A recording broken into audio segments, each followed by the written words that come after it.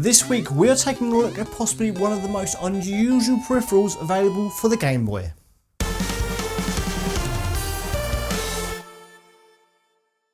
One of the most interesting aspects of Nintendo's original Game Boy was the vast quantity of plastic you could strap onto it. They were used for essentials like screen lights and game genies, alongside other products that were not quite up to scratch, such as those that added joysticks and larger buttons. Throughout the Game Boy's life and leading up to the Game Boy Pocket, Game Boy Color and Game Boy Advance, there was big business in developing and selling all sorts of tat. Now, I have quite a few oddities in my collection, and today I'm going to be showing you one of the strangest, the Game Boy FM radio, better known as the Boombox Boy. Now, I honestly have no idea how it ended up in my collection, as I never actually bought it, but I kind of think that a retailer may have bundled it in with another order I made many years ago.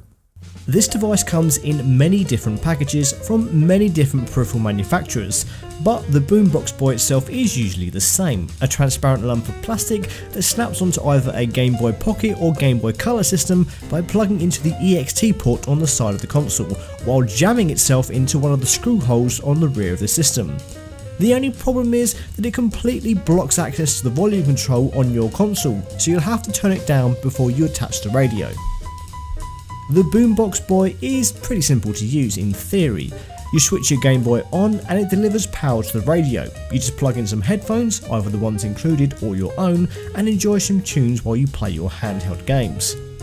However, it is not as simple as that, because using the Boombox Boy is both easy and unfathomably difficult to use in practice.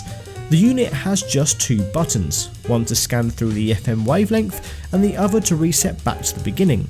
Every time you hit the scan button, it plays the next radio station along the way, but with no way of knowing what frequency the radio is currently tuned to, the whole exercise is an excruciating one, as you hope that A, you can actually pick up a signal for the radio station you want to listen to, and B, that you can even find it.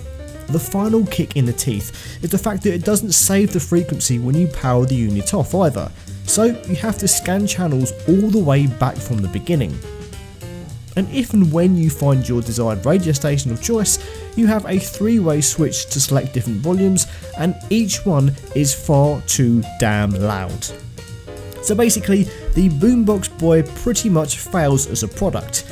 At the time of this peripheral was released, everyone at least had a half decent portable music player, most likely a CD player or even the newfangled digital music players such as the iPod that were coming out. Now, I can't figure out the point of this piece of plastic. I mean, who makes an FM radio that doesn't tell you what frequency you've selected? Of all the things you could buy for your Game Boy Pocket or Game Boy Color system, this is probably one of the worst. Thank you so much for watching this video. If you like this and want more, you can click this icon to subscribe, this icon to support me financially via Patreon, or these icons to watch more videos from my channel. Why not take a few seconds to answer the question of the week in the comments, or just let me know what you thought of this video. See you next week.